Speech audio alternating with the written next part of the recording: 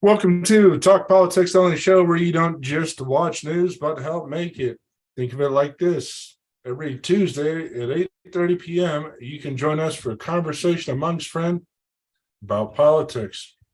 And you can participate in the conversation at our public Talk Politics group. Make sure to go to facebook.com/now Talk Politics. You can find all the things that people in our community had been discussing. We'll cover the questions asked in that group, cover the big things going on nationally, and I'll add some commentary to conclude our conversation to have Talk Politics. And while you're at it, if you do want to help us promote our mission of more civil discourse, go to our Etsy page. It'll be right there in the chat, and get our brand new mug that says "Forget Football." Our next big Super Bowl is the next election. Go in there, get a mug. Say that you support freedom. You support more people having real conversations about actual politics. So, hey, we're talking politics, and we're going to go right to our first segment, which is Pulse of the People.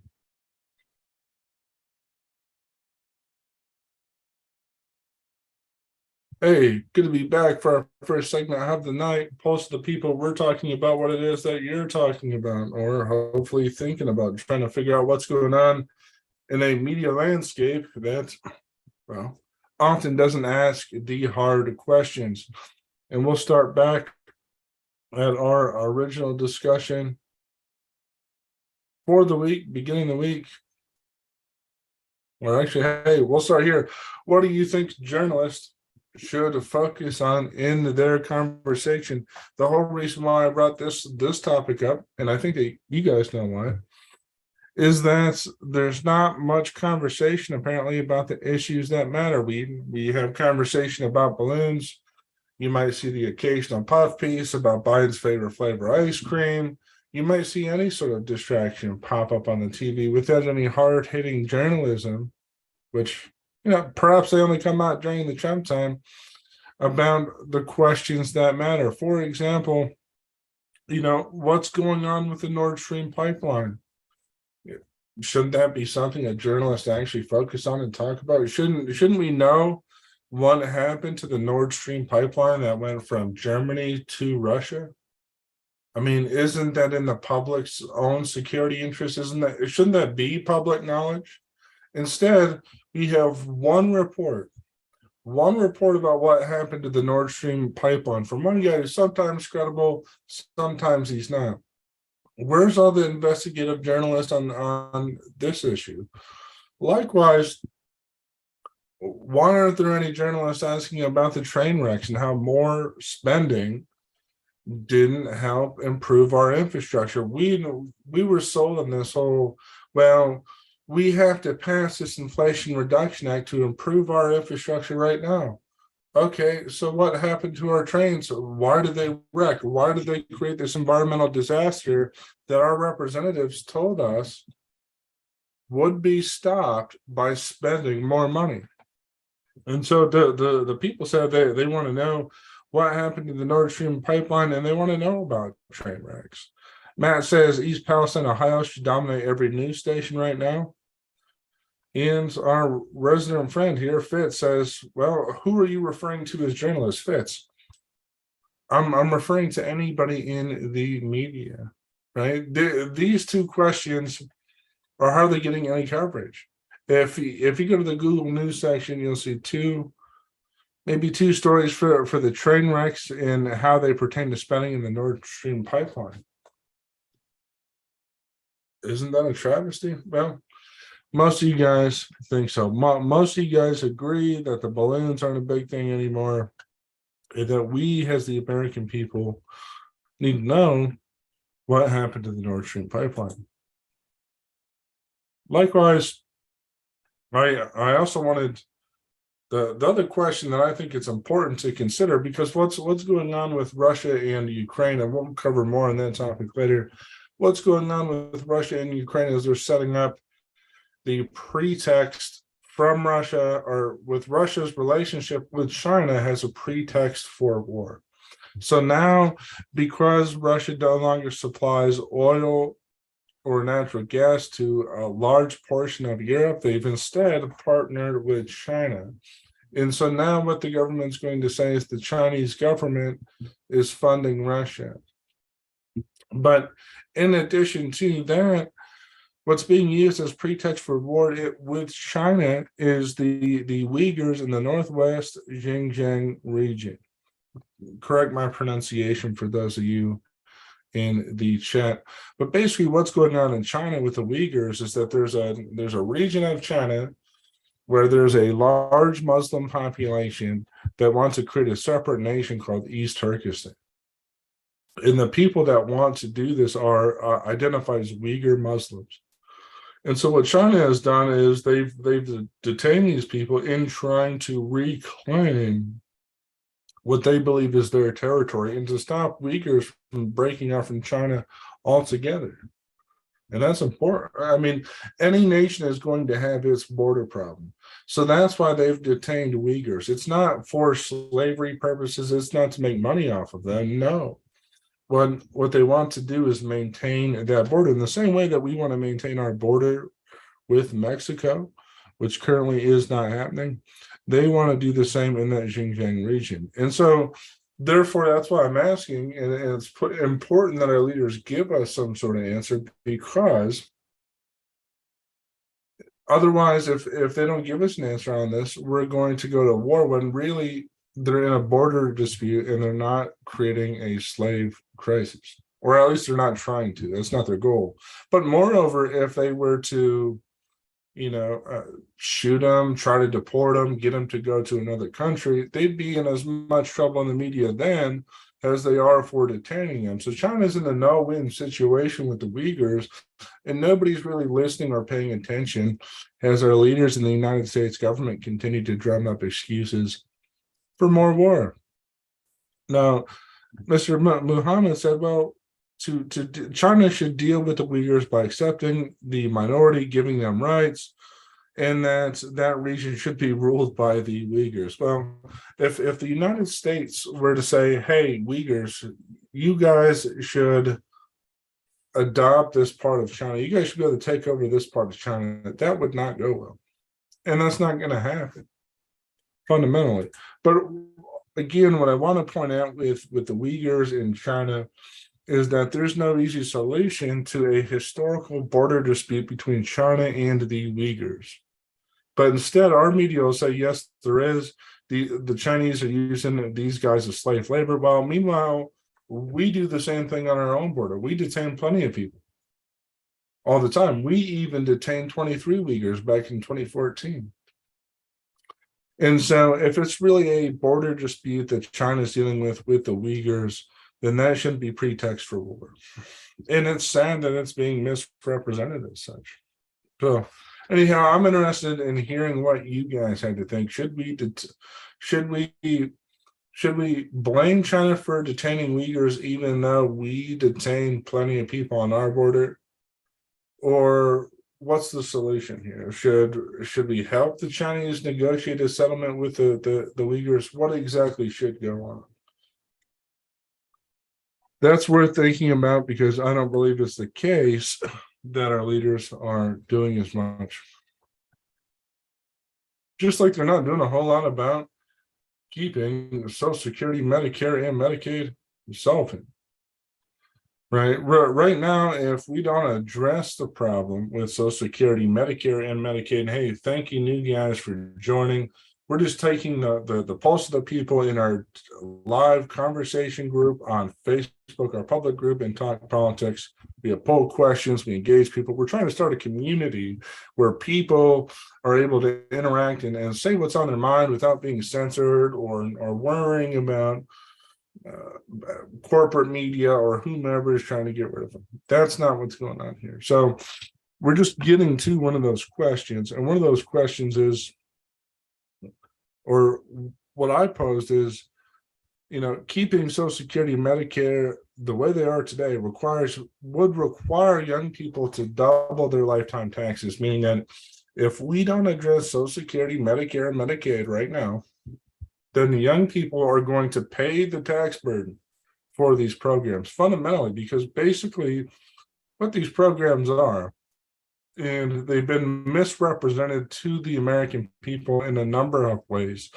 is they take wealth from the younger generations and redistribute them to the old. Now, I know a lot of people have a problem with that point of view and think that that's not totally true, that they paid into it. No, what happened was the government said that you were paying into Social Security, Medicare, and Medicaid, and actually what they were doing is they were giving your money to somebody else without your permission. And so really it was a big dupe that they've never been held accountable for. And moreover, the initial legislative purpose for Social Security, for example, was to make sure that people who live in old age or people who are disabled from hardcore blue collar work would be able to find some way to maintain in life. That was the original purpose. So what I've said, in addition to this poll here, is I've said we should modernize these programs to meet their original legislative purpose. Social Security shouldn't be a free giveaway for all kinds of people who already get pensions, people who already have retirement funds. They shouldn't be able to double dip. That still happens. It shouldn't be used totally as a retirement program. If we want a retirement program for the people, then let's have our lawmakers think about it. That's why we have so many of them. They're supposed to do some thinking instead of demagoguing the people. And so I say, should young people be burdened with somebody else's tax bills because we're not having honest conversations about Social Security and Medicare? And hey, most people said, no, we shouldn't, and that they care about future generations. And some others said, we need to change the tax structure and we need to get people to work in off of public assistance. And hey, yeah, those are sensible enough solutions, I suppose. But the fact of the matter is, we still have to modernize these programs to meet their initial legislative intent so they remain solvent. Likewise, just as we're having a domestic problem with these big programs, we're also creating more international problems for ourselves. It came out recently that the United States, according to one Pulitzer Prize-winning journalist, blew up the Germany's Nord Stream 2 pipeline. And yet today, we don't even have any response for our government about whether or not they did it. We don't even have any understanding. People aren't even talking about this. Okay, we have a train wreck out in Ohio, and that's a major problem. But our government isn't giving us any answers on the Nord Stream 2 pipeline. They're not. And as one commenter mentioned, as Troy mentioned, this is a direct quote from our president. If Russia invades, that means tanks and troops crossing the border of Ukraine again, then there will be no longer a Nord Stream 2. We will bring it to an end. So we have our government canceling the energy production of foreign nations because of revenge on Russia. Regardless of what the consequences are, regardless of whether or not it hurts our friends or allies, we're going to go in there and we're going to go on a crusade to apparently blow up the Nord Stream 2 pipeline. I'm leaning yes, I think we did it. And I'll probably think that way until the government gives us some sort of answer about it and concrete proof instead of just beating around the bush. So hey, thank you guys for joining. We have a new member in the audience. Thanks for joining. We're just talking about whether or not we believe the United States blew up Germany's Nord Stream 2 pipeline. To all, the only information we have seems to point us in the direction of yes. And in addition to, so the Nord Stream 2 goes from Russia to Germany. And one motive for blowing it up is so that way Germany doesn't end up funding Russia through that energy program, through buying oil from Russia. So that would be one reason why we would blow it up. But also, perhaps there's another motive is that, hey, if we blow up the Nord Stream 2 pipeline, maybe we can just discourage people from building pipelines altogether. And then maybe we can just force everybody to convert to green energy. So that way everybody has to align with our agenda. That's what I think. So, hey, what do you guys think? Do you think we blew up the Nord Stream 2 pipeline? And do you think it was a good idea? Let me know in the chat if you are on. Perhaps I'm not seeing all the messages here in chat. Sometimes I do. Sometimes it works, sometimes it doesn't. But we'd most definitely like to hear from you and your opinion on the Nord Stream 2.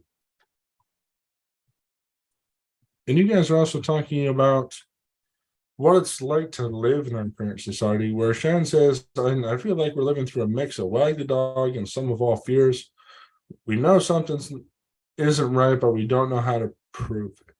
And as I mentioned to Shan, I said, well, yeah, a lot of people know what isn't right, but if we say what isn't right, then it's like swimming upstream. We're trying to combat the media. We're trying to just even be able to be viewed as a credible source of information. You know, all that's challenging for those who know what's not right in the United States.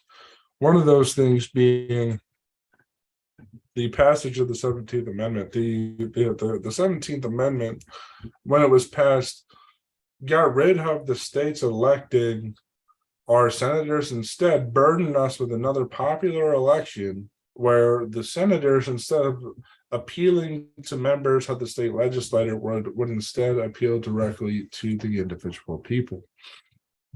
And the reason why the 17th Amendment was bad is because it discouraged people from paying attention to what's going on in our state legislature, and then it discouraged thoughtful people from running for Senate through the state legislature. So instead, we got candidates that are most likely to demagogue or lie to the people or do whatever is popular without considering whether or not it's good for the individual state. And so I wanted to ask you about that arrangement. Do you guys think that's good? I think it was preferable prior to the 17th Amendment when states did that election, but the other half are split. We have some people saying there's pros and cons either way, and there are some saying that they like what we have now. And Sarah brought up an excellent point. She said senators being elected by state legislators held them accountable to the people. I would argue more accountable to the people, and not just to the people, but the individual state. But the way it is currently, millions are spent on Senate races, and it's more about who has more money instead of who represents the state the best. So there seems to be a little bit of contradiction in Sarah's thinking about representing the state and more accountable to the people. But all in all, I think it's a good point. We have these $1 billion, well, not $1 billion, but we'll say multi-million dollars, in some cases, maybe upwards of $50 million Senate races because of the 17th Amendment. We have this big national distraction that bothers people because of the 17th Amendment. And I'll even say this. I work in politics in my full-time job. And really, what that does is, instead of having the state legislature vote on these things, it gives big groups like the one that I work for more influence in politics because they're better able to mobilize more people. If you didn't have the 17th Amendment, state legislators would have greater influence instead of big organizations. So that, my friends, is the pulse of the people. Now, before we get to national news and nonsense, I do want to announce a small change for that. What I'm trying to do in national news and nonsense is spend more time breaking down some of the bigger stories. I think sometimes I'm guilty of going into too many times, starting too many different conversations and making it hard to transition from one story to another. So basically what I want to do is focus on about 4 or 5 different items that are in the national news that I think are not being discussed enough or are being overlooked fundamentally, because what happens is we get bombarded with all this nonsense. And then what's really going on behind the scenes, a lot of times that'll be reported, but it's not thought about or discussed because the importance of those stories are obscured by some other goofy, more popular story. So we're going to get to that. We are going to get to national news and nonsense.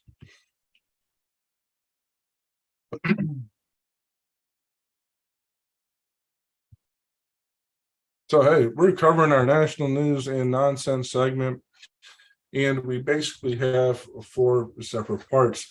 What I want to cover is the government collecting data on us, what it is that the State Department is funding in order to also monitor us. I'm going to talk a little bit about the trains and what's going on with that circumstance. And then I want to take a look at a new heritage report that came out that discusses strategy for how we should deal with Ukraine. There's some really explosive stuff in that highlights the direction that our leaders, I think, are misleading us into, because people aren't talking about what's going on. Instead, we're talking about who knows. There's so many different things to talk about. That's great, but I think a lot of times our national leaders are misleading us. And particularly, what's particularly concerning here, to go to our first story of the night, conversation about the federal government buying their way around the Fourth Amendment. So what the Fourth Amendment says is that there shall be no unreasonable searches and seizures. Now, what's going on is we have our federal government buying data about individual citizens without a warrant. Now, of course, they're not legally obliged to, as it states here in this reason piece. But that should be a problem, because if you're buying all this data, the assumption is you're using it to search or seize something, right? Why else would you have so much data if it wasn't to conduct some sort of search? Because data alone is useless. One, therefore, would reasonably think that that's going to be a search. So before I get into this, guys, make sure to support us by getting a mug. Go out, get a mug in our program. It supports us. Each mug lets us reach around 100 additional people that we wouldn't be able to reach otherwise, so that we can continue to go against legacy media and other dishonest media establishments. So that way, more people really, really, really know what's going on. And that mug says, "Forget football. My next election is politics." Or forgive me, it says, "Forget football. My next Super Bowl, the real Super Bowl, is the next election." So support us by getting out there and getting a mug. But what I was mentioning is, and the point of this article from Reason is that the federal government is continuing to collect bulk amounts of data. In fact, the CDC purchased location data to monitor compliance with COVID restrictions, according to documents reviewed by BICE. Well, isn't that interesting? So they're not somehow people are saying that this isn't a violation of the Fourth Amendment against unreasonable search and seizures. But if they have all that data and they're trying to monitor our location to determine whether or not we're complying with something, isn't that a search and seizure? I mean, and if it's not a search and seizure, it is most definitely a search, right? And the question is, why are they doing that, and how do they think that they have the authority? Likewise, our good friends at the IRS and the Criminal Investigation Unit pay to access location data to bolster enforcement efforts. So we have the CDC, the IRS collecting our personal data. So for all the cookies and all the stuff that you get on the internet, all that's going to be sold to your friends at the IRS. And that should be particularly concerning, because the IRS has a history of targeting people that it doesn't like to leak their personal information, to leak their personal taxes. And in the meantime, they are buying all of your data. And just to get an idea of how much data is out there, the data that's out there is 33 zettabytes, or apparently looks like 128 billion, over 128 billion maxed out iPhone 12's worth of info. And it's a $200 billion industry that we're basically subsidizing. We pay tax dollars to the CDC and to the IRS, and we're giving that money for them to turn around and buy more information on us without our permission, right? I mean, I don't think that was explicitly voted on that they could do that. You know, I mean, think about it. We are paying the CDC and the IRS to collect data on us so that they can arrest us, leak our tax returns, anything that they want. Likewise, our State Department, so that's part of the executive branch where they're supposed to negotiate with foreign countries. And thank y'all for joining. If you're joining, we just got done talking about how the IRS and the CDC are using our tax dollars to gather data on us. And now the State Department is funding this alleged disinformation index that is trying to determine what is fake news and what isn't. So our tax dollars are being used to do what I'll call a soft censorship of dissenting groups. And the specific thing is called the Global Disinformation Index, which is a British organization that evaluates news outlets' susceptibility to disinformation. And this group has come out with a report that lists the 10 most dangerous sites and the 10 least risky sites for disinformation. And if you take a look over here at this report, it's really, really interesting. There's a lot to break down in this report, and I perhaps go over more of it. But what the report is saying in terms of the 10 best and the 10 worst is it has BuzzFeed News has one of the lowest risk online news outlets. BuzzFeed News. BuzzFeed News, a separate domain from the popular entertainment site known for its quizzes, demonstrated a strong content pillar score based on neutrality and journalistic best practices.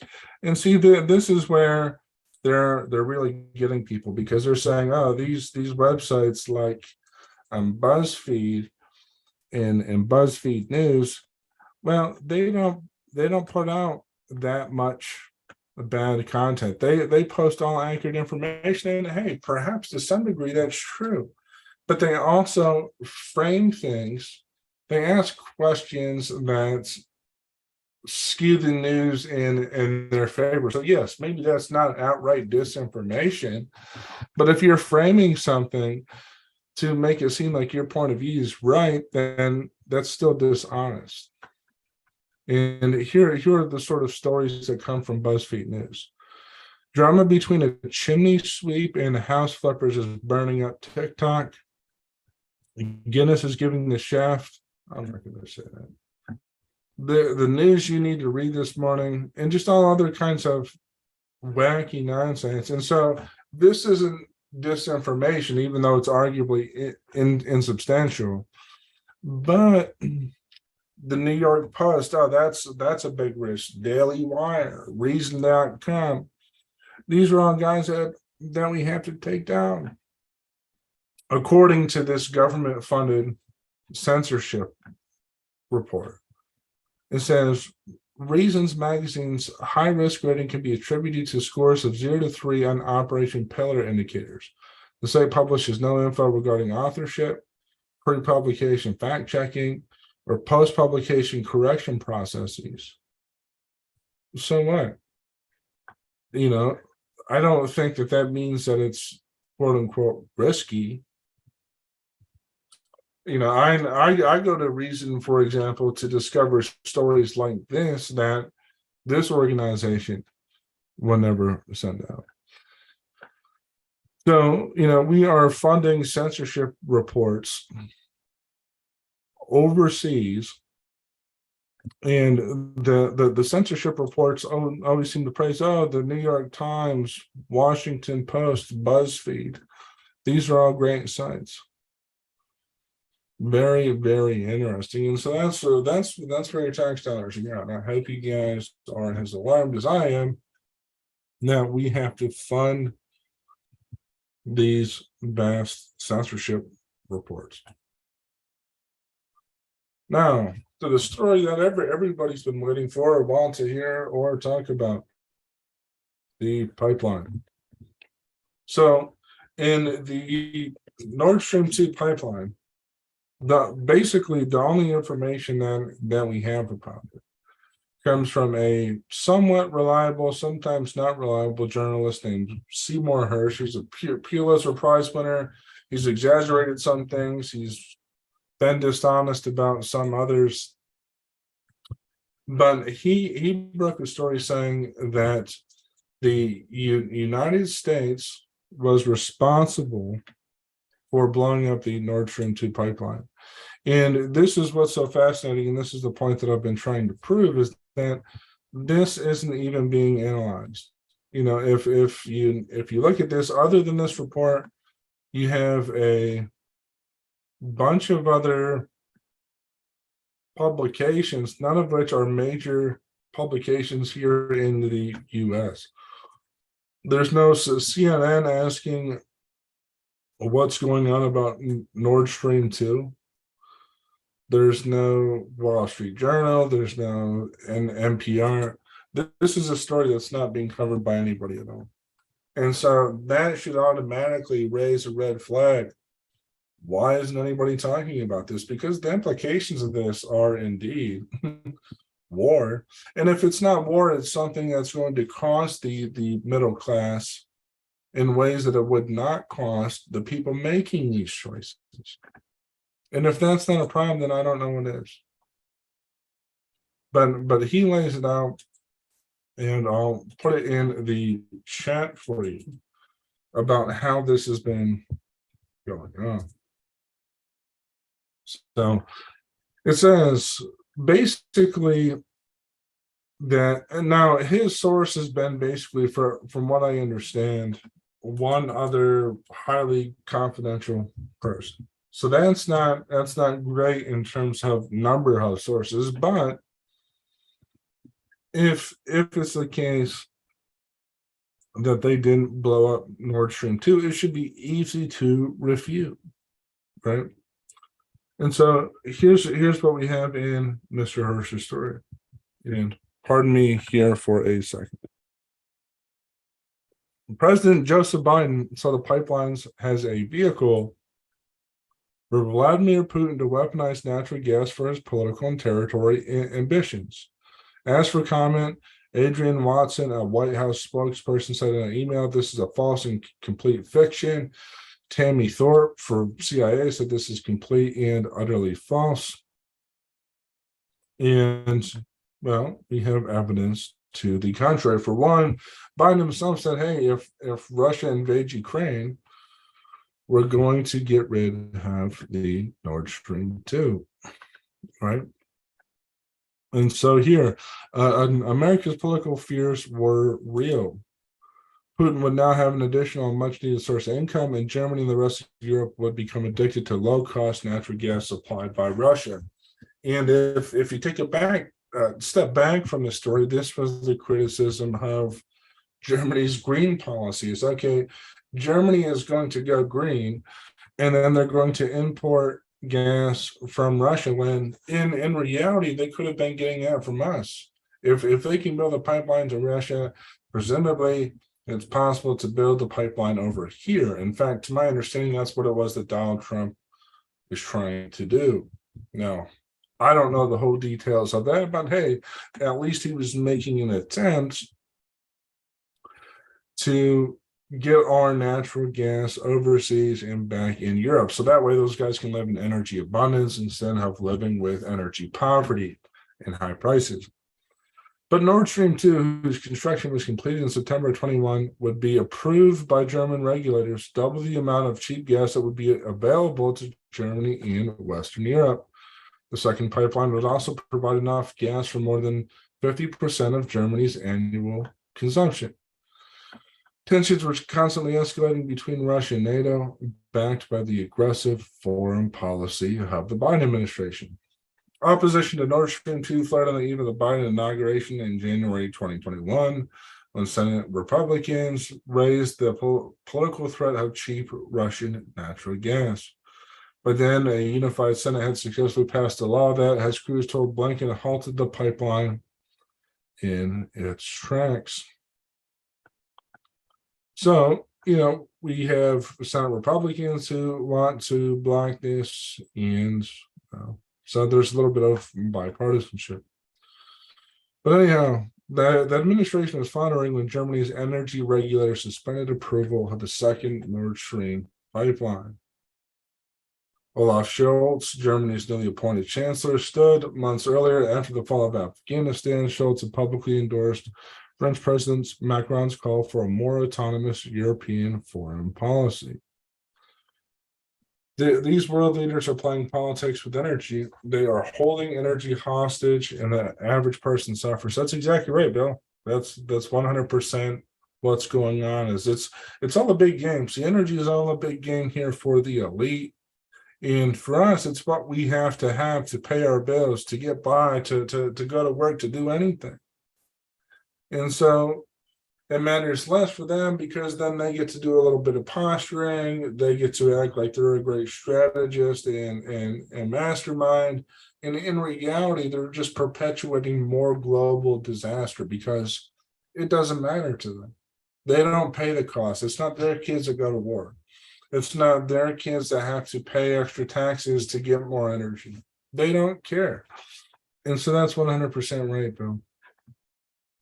And so apparently they had been planning this. In December 2021, 2 months before the first Russian tanks rolled into Ukraine, Jake Sullivan convened a meeting of a newly formed task force and asked for recommendations about how to respond to Putin's invasion. We the first have top secret meetings. And would the recommendation forwarded by the group to the president be reversible, or could it be undone? Over the next several meetings, participants debated options for attack. Navy wanted to use submarines. Air Force wanted to drop bombs. And CIA argued that whatever was done, it had to be covert. Everyone involved apparently in these secret meetings understood the stakes. This is not kiddie stuff. If attacks were traceable to the U.S., it's an act of war. So there you go. So we're debating about this pipeline and setting ourselves up for an act of war. And hey, why does it matter? Because the American people won't know. It's going to be covert. Our CIA is telling us, and we can distract them with a balloon. We can shoot down a harmless balloon. We can, watch as these trains smolder. We can watch football. Nobody will know. Nobody cares. A handpicked team of Central Intelligence Agency and NSA operatives assembled somewhere in Washington, and they got Navy divers. Divers planted a sophisticated listening device on the cable that intercepted Russian traffic and recorded it on a taping system. NSA apparently learned Russian Navy officers chatted away with their peers without encryption. So afterwards, they were able to set up a underwater success.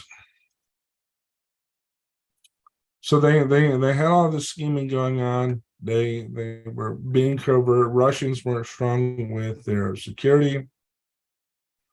And then they said back to Sullivan, we have a way to blow up these pipelines. So like putting an atomic bomb on the ground in Tokyo and telling the Japanese that we're going to detonate it. The plan was for the options to be executed post-invasion and to not advertise publicly. Biden simply didn't get it or ignored it. So apparently they knew that the invasion was going to happen one way or another. They had intel that said that. And then they said, well, okay, we have this intel. We got to strategize on how we can do this covertly. And so apparently it was downgraded from covert operation to highly classified intelligence. There was no longer a legal requirement to report the operation from Congress.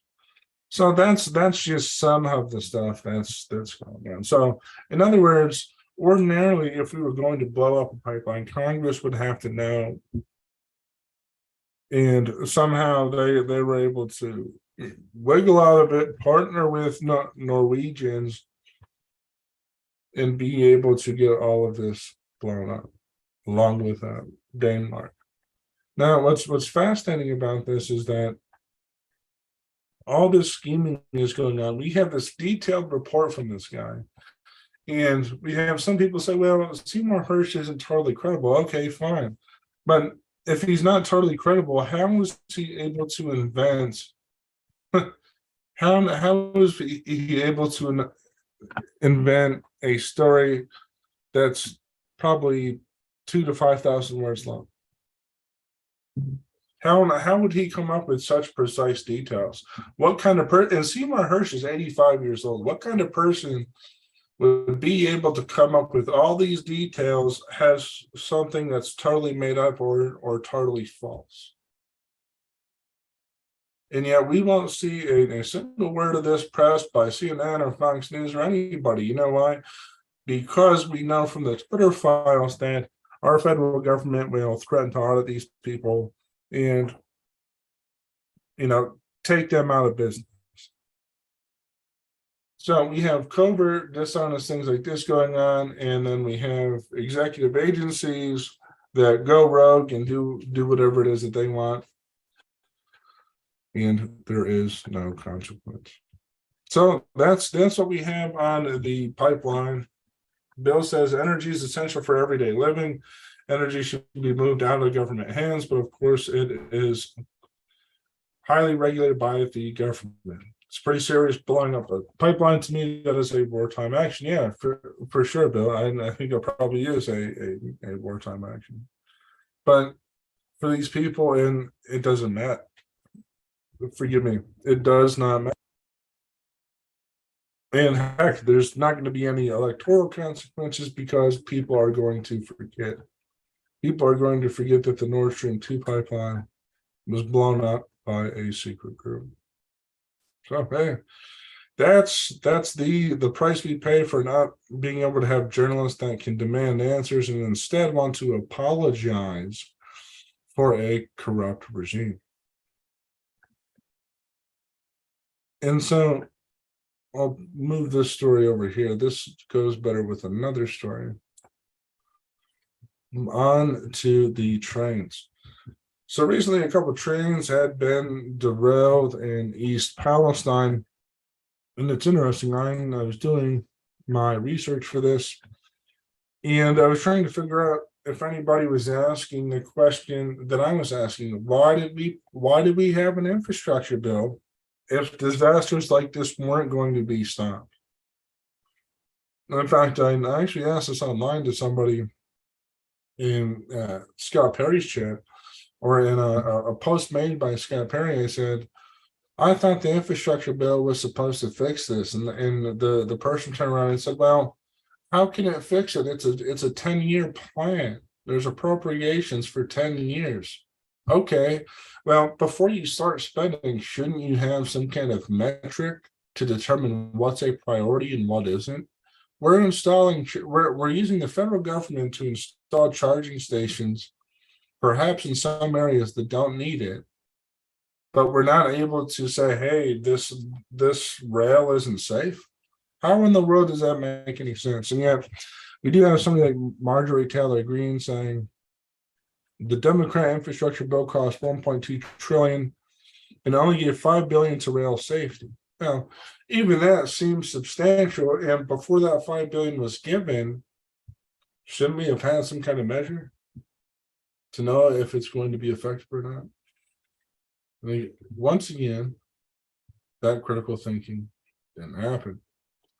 Fortunately, others like Ted Cruz and Elon Omar want to hold some people accountable. They said East Palestine railroad derailment will have a significant negative impact on the health and well-being of the residents. We need congressional inquiry and direct action from Pete Buttigieg. Well, yeah, that's exactly right.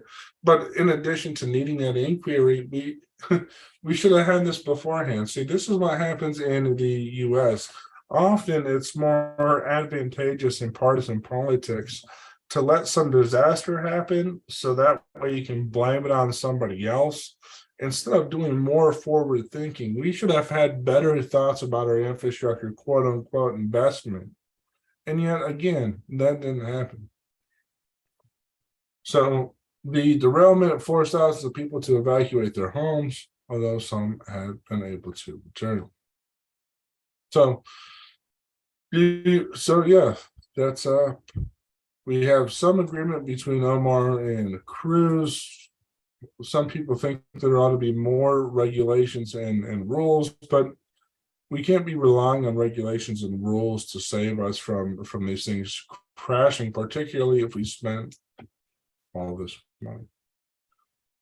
Anyhow, before we get to one of our last stories, go to the link in our chat here, and you can get a brand new mug. Forget football. My Super Bowl is the next election.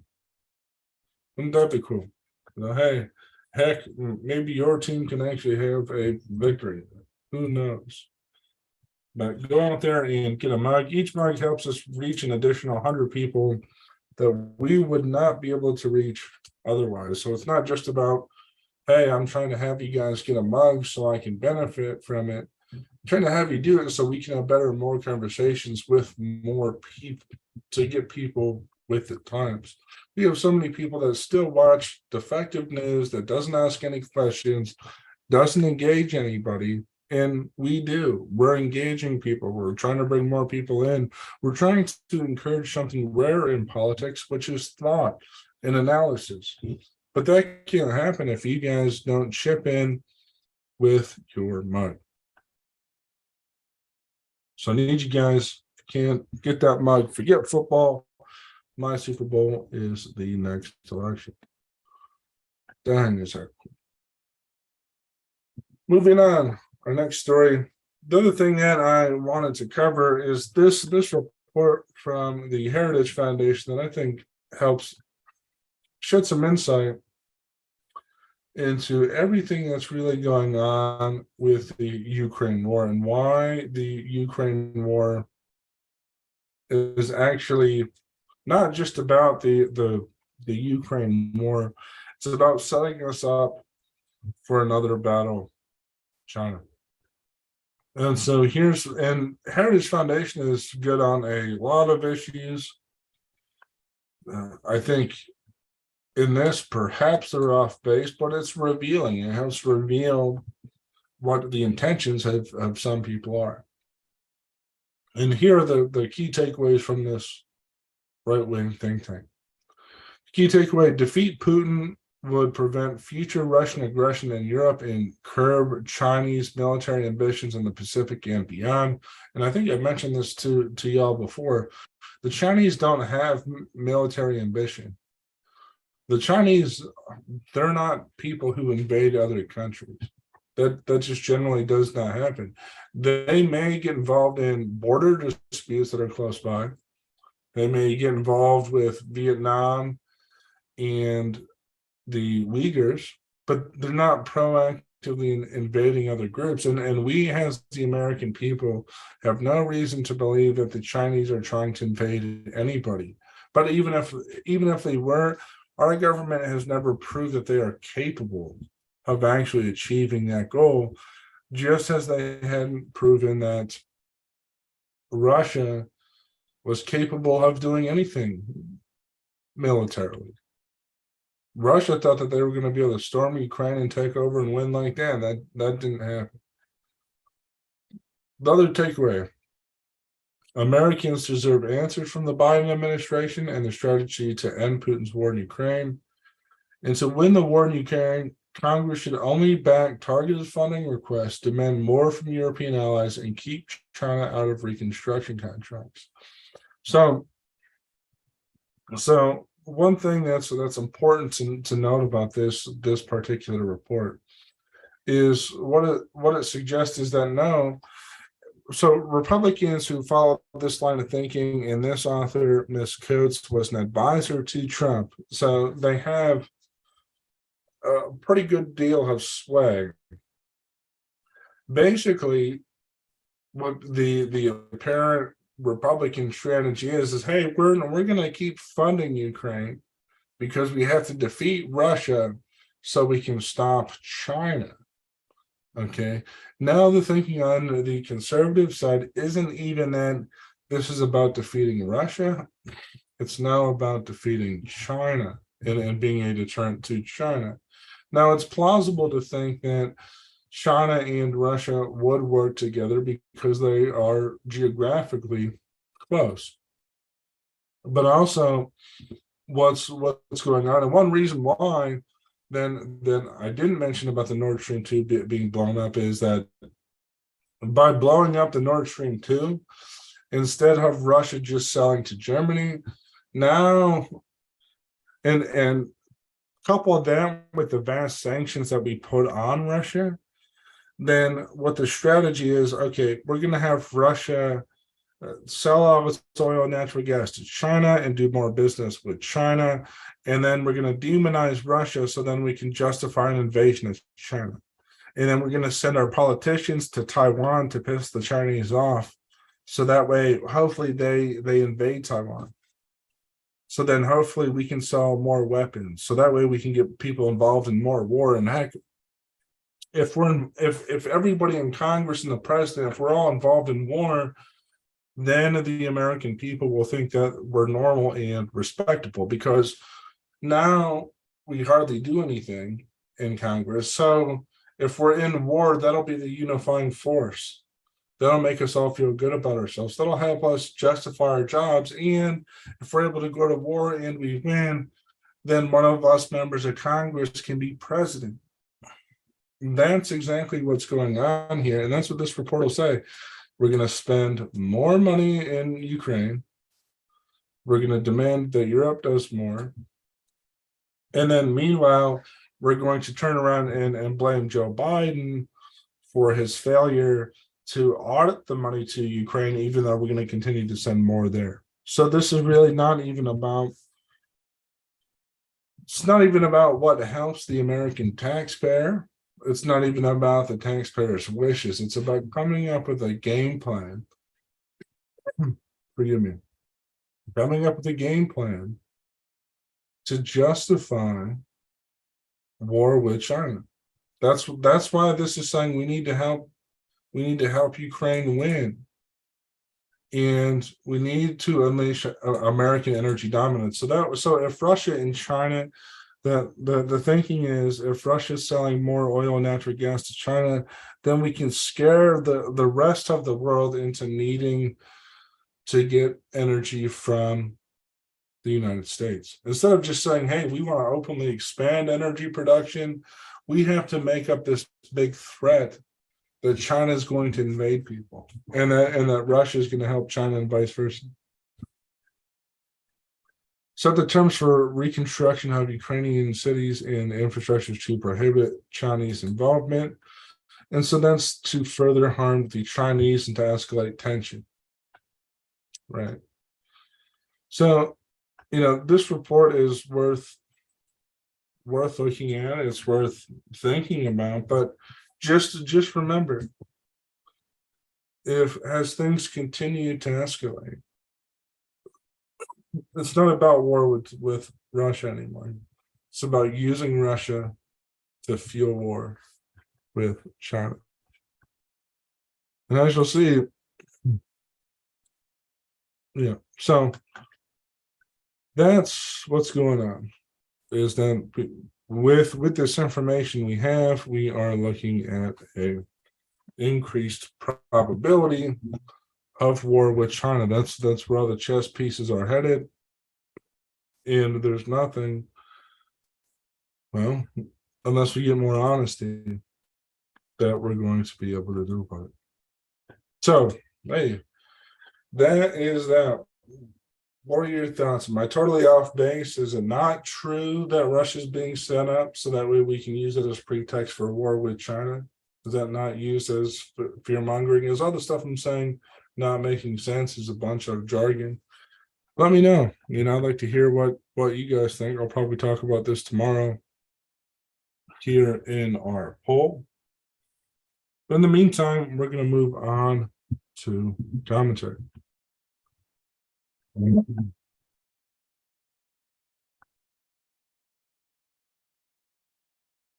So hey, the commentary that I wanted to talk about and engage you guys, I'd like to sure as heck know what you are thinking, is misinformation. Every day we're told by the American government that the CDC, the FBI, all these alphabet agencies are out there to combat misinformation. But just what is misinformation? Is it just the news media's bogeyman on the block? Is it just something that they're using to further make us afraid? I think so. Because instead of relying on government to combat misinformation, back in the day, we used to rely on this thing right here, critical thinking. This was the original weapon against misinformation. You see, it used to be the case that we could rely on our professors and rely on our public school teachers to teach critical thinking. Because if we knew how to think, we wouldn't have to have the government do it for us, right? In fact, hey, this is what we can do with critical thinking that we don't need the government to do. We don't need Barack Obama to tell us we need to combat this. This is what people right here are supposed to learn. Critical thinking. Determine what info is or is not pertinent. Distinguish between rational claims and emotional ones. Separate fact from opinion. There's a long list here in the textbook that came out probably 10 plus years ago of just what it was that people could do to combat misinformation. In fact, people used to know the key terms to protect against misinformation, disinformation, all this other nonsense, fundamentally right there in college. In fact, here are a few key terms that people used to know. They used to know that most people are inherently biased. Then there was a bias towards negative media. People used to know that there was false consensus, that there was an inclination that our beliefs are shared by society at large. And we used to understand that there's an unconscious tendency to have everybody jump on the bandwagon and agree on some matters. And that's a bias. When too many people agree, of course, there's probably a false consensus or a dishonest claim. That's what the media hands us 24/7. So after knowing so many of these things and knowing that we have critical thinking text, we have tools to think, to stop the spread of misinformation, why is the government trying to do it for us? Well, perhaps here's what they really want. They don't want us to use critical thinking because that would mean there's no need for them. There would be no need for their misinformation board, their big political sermons, all the nonsense that they masquerade as important. But if we really want to stop misinformation, let's go back to the basics. All right here. More Parker critical thinking. Only by teaching kids how to think and not what to think can we truly combat misinformation. And hey, that's all we have tonight, unless you guys have some other thoughts. If you guys do have thoughts, make sure to drop it in the chat. And also support us. Make sure to go out there and get a mug. That would be cool. In the meantime, hey, this is Zygmunt with Talk Politics, and we will join y'all, or hey, we will see y'all exactly next week, every Wednesday. We have now moved to every Wednesday at 8:30. Join us to talk politics with your friend Sigmund and others in our Talk Politics group. Till next time,